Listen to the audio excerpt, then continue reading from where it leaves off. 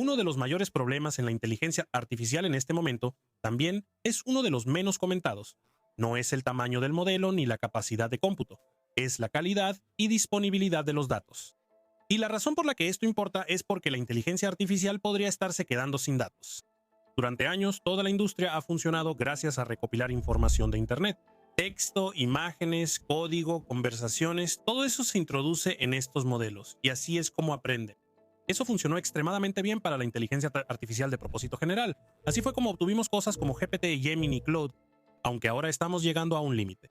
Porque la siguiente fase de la inteligencia artificial no es el conocimiento general, es inteligencia especializada. Cosas como ciberseguridad, razonamiento legal, toma de decisiones médicas. Y los datos para eso o no existen a gran escala o están restringidos por cuestiones de privacidad, regulaciones o simplemente son extremadamente caros de recopilar. Así que la pregunta es, ¿qué pasa cuando el Internet ya no es suficiente? Google podría haber respondido eso. Presentaron algo llamado Simula, y a primera vista suena simple. Es un sistema para generar conjuntos de datos sintéticos. Básicamente, datos de entrenamiento artificiales. Aunque la forma en que funciona es muy diferente de lo que la gente suele imaginar. La mayoría de los datos sintéticos hoy en día son algo desordenados. Tomas un modelo, le das una indicación y le pides que genere ejemplos. Tal vez ajustes la indicación, lo ejecutas de nuevo, filtras los resultados y esperas obtener algo útil. El problema es que ese enfoque realmente no escala y, más importante aún, no es controlable. Podrías obtener buenos ejemplos, aunque también podrías obtener ejemplos repetitivos, superficiales o incluso incorrectos. Y cuando estás entrenando modelos serios, especialmente en campos como el derecho o la seguridad, eso es un gran problema. Así que lo que Simula hace es darle la vuelta a todo el proceso. En lugar de generar datos al azar y esperar que funcione, primero diseña el conjunto de datos. Y aquí es donde se pone interesante. El sistema comienza desglosando un dominio en lo que puedes considerar como un mapa estructurado, una taxonomía. Así que si estás trabajando en algo como ciberseguridad, no solo dice que generes preguntas, en realidad identifica todas las dimensiones clave. Tipos de ataques, actores de amenaza, vulnerabilidades, estrategias de mitigación, y luego expande cada uno de esos en subcategorías detalladas. Así que ahora, en lugar de adivinar cómo deberían verse los datos, tienes un mapa completo de todo el espacio.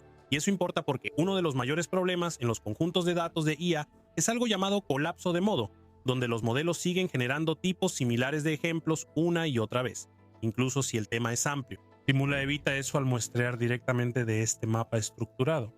Así que cuando genera datos no es al azar, está seleccionando deliberadamente de diferentes partes del dominio, incluyendo los casos raros e inusuales que normalmente se ignoran. Ese es el primer paso. Luego pasa a algo llamado metaprompt.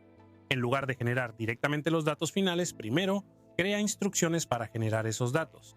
Así que imagina combinar diferentes elementos de la taxonomía, como un tipo de amenaza específico y un escenario específico, y convertir eso en un prompt único. Y no solo crea una versión, genera múltiples variaciones de esas indicaciones al mismo tiempo, y luego selecciona un subconjunto para asegurarse de que haya una verdadera variación, no solo pequeños cambios en la redacción. Así que ahora tienes cobertura en todo el dominio y variación dentro de cada parte. Luego viene la siguiente capa, que es la complejidad. Esta parte en realidad es bastante importante. Simula puede controlar qué tan difícil o avanzado es cada punto de datos. Hay un parámetro que básicamente dice: toma cierto porcentaje del conjunto de datos y hazlo más complejo, más matizado, más confuso, más realista. Y lo interesante es que esto está separado de todo lo demás. Así que puedes aumentar la complejidad sin perder diversidad. No estás sacrificando una por la otra. Aunque aquí es donde se vuelve aún más práctico, porque generar datos complejos solo es útil si son correctos. Así que el paso final es el control de calidad. Y en lugar de solo preguntarle al modelo, ¿esto es correcto?, Simula usa algo llamado un sistema dual de críticos. Hace dos preguntas separadas. Una, ¿esto es correcto? Y dos, ¿esto es incorrecto? Eso suena simple, aunque en realidad resuelve un problema real con los sistemas de IA. Tienden a estar de acuerdo con respuestas plausibles incluso cuando están equivocadas. Esta configuración obliga al sistema a evaluar ambos lados, lo que reduce ese sesgo. Así que al final de este proceso obtienes datos que son estructurados, diversos, ajustables en complejidad y verificados en cuanto a calidad. Y los resultados en realidad son bastante sólidos. En algunos casos, los modelos entrenados con estos datos sintéticos tuvieron un mejor desempeño que los modelos entrenados con conjuntos de datos tradicionales. Incluso hubo un punto en el que aumentar la complejidad de los datos dio un impulso notable en el rendimiento, alrededor de un 10% de mejora en uno de las pruebas de referencia de matemáticas. Aunque no siempre es tan sencillo, en áreas donde el modelo profesor no era lo suficientemente fuerte, agregar más complejidad en realidad empeoró las cosas. Porque si el sistema que genera los datos no es confiable, entonces los ejemplos más difíciles solo amplifican los errores. Así que aquí hay un equilibrio. Aunque lo más importante no es solo el rendimiento, sino el control. Este es uno de los primeros sistemas que trata la creación de conjuntos de datos como un problema de ingeniería. Algo que puedes diseñar, medir y escalar en lugar de simplemente recolectar cualquier dato que puedas encontrar. Y eso cambia las cosas. Porque durante mucho tiempo la ventaja en la inteligencia artificial era tener acceso a más datos, conjuntos de datos más grandes, más extracción de datos, más recursos. Aunque si sistemas como este siguen mejorando, la ventaja pasa de quién tiene más datos a quién puede diseñar los mejores datos. Y ese es un juego muy diferente.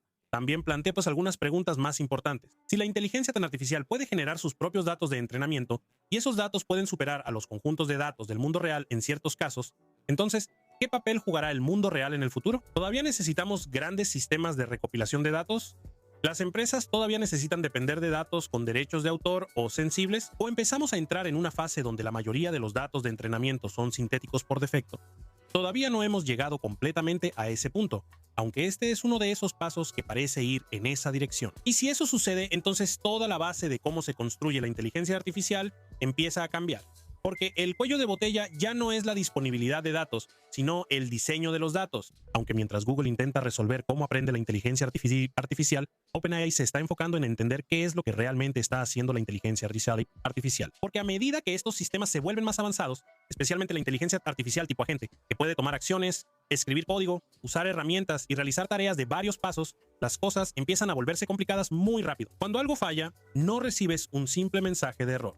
Tienes cientos, a veces miles de líneas de registro sin procesar. Archivos JSON, salidas anidadas, llamadas a herramientas, pasos de razonamiento, todo mezclado. Y tratar de entender lo que realmente sucedió dentro de ese proceso se vuelve un verdadero desafío. Así que OpenAI acaba de lanzar Euphony y no es un modelo nuevo, es una herramienta, aunque resuelve un problema muy real que muchos desarrolladores se están enfrentando en este momento. Euphony es básicamente un sistema basado en navegador que toma esos registros desordenados de IA y los convierte en algo que realmente puedes leer. En lugar de mirar JSON sin procesar, obtienes una línea de tiempo limpia y estructurada de lo que hizo la IA paso a paso. ¿Quién dijo qué? ¿Qué herramienta se utilizó? ¿Qué intentaba hacer el modelo en cada momento? ¿Y cómo se desarrolló todo el proceso de principio a fin? Y esto importa más de lo que parece al principio, porque la IA se está moviendo hacia agentes, no solo chatbots que responden a indicaciones, sino sistemas que pueden planear, ejecutar y ajustar su propio comportamiento con el tiempo. Y esto importa más de lo que parece al principio, porque la IA se está moviendo hacia agentes. No solo chatbots que responden a indicaciones, sino sistemas que pueden planear, ejecutar y ajustar su propio comportamiento con el tiempo. Y una vez que entras en ese mundo, la visibilidad se vuelve crítica. Necesitas entender por qué el modelo tomó una decisión, dónde falló, qué paso causó el problema. De lo contrario, la depuración se convierte en un juego de adivinanza. Euphony cambia eso. Permite a los desarrolladores cargar conversaciones completas o registros de sesiones directamente en un navegador y explorarlos al instante de manera estructurada. Puedes filtrar por roles, enfocarte en pasos específicos, inspeccionar metadatos, incluso editar los datos directamente si es necesario, y también funciona con conjuntos de datos grandes. Así que en lugar de buscar manualmente entre archivos, realmente puedes navegar el comportamiento de un sistema de IA casi como si lo estuvieras reproduciendo, lo cual es un gran cambio. Porque una de las mayores limitaciones en el desarrollo de IA en este momento no es solo construir los sistemas, sino entenderlos. Y herramientas como esta están empezando a cerrar esa brecha. También dice algo sobre hacia dónde se dirige OpenAI. Esto no es una función llamativa para el consumidor, es infraestructura. Es una herramienta para desarrolladores que están construyendo sistemas más complejos sobre la IA y eso está alineado con una tendencia más grande. La IA se centra cada vez menos en indicaciones individuales y más en flujos de trabajo. Procesos de varios pasos, herramientas conectadas y tareas de larga duración. Y si ese es el futuro, entonces las herramientas que hacen que esos sistemas sean visibles, depurables y controlables se vuelven esenciales. Lo que hace esto aún más interesante es que OpenAI no parece detenerse solo en herramientas para entender el comportamiento de los agentes.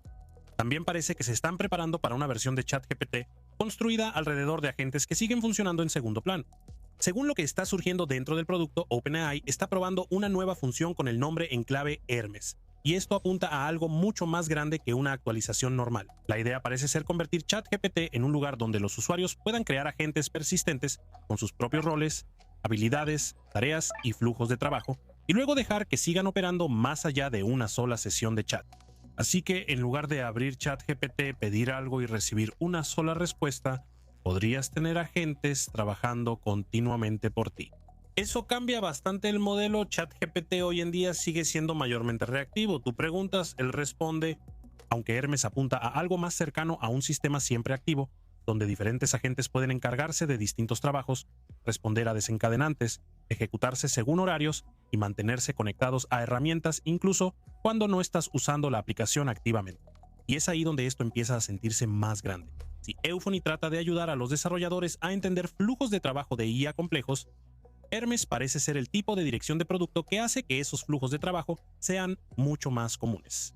Porque ahora el objetivo ya no es solo un asistente respondiendo preguntas, sino múltiples agentes actuando más como compañeros de equipo, cada uno con una función, cada uno trabajando en paralelo. Sin embargo, todavía no hay una fecha de lanzamiento confirmada. Si esto se lanza más o menos como sugieren estos indicios, entonces ChatGPT podría empezar a pasar de ser un chatbot al que la gente acude cuando necesita ayuda a convertirse en una plataforma donde la IA sigue trabajando en segundo plano, estés mirando o no. Además, si quieres más contenido sobre ciencia, espacio y tecnología avanzada, hemos lanzado un canal aparte para eso. Los enlaces están en la descripción. Ve a checarlo. Mucho de esto todavía está en una etapa temprana, aunque la trayectoria ya empieza a verse bastante clara. Deja tus comentarios abajo. Gracias por ver el video y nos vemos en el próximo.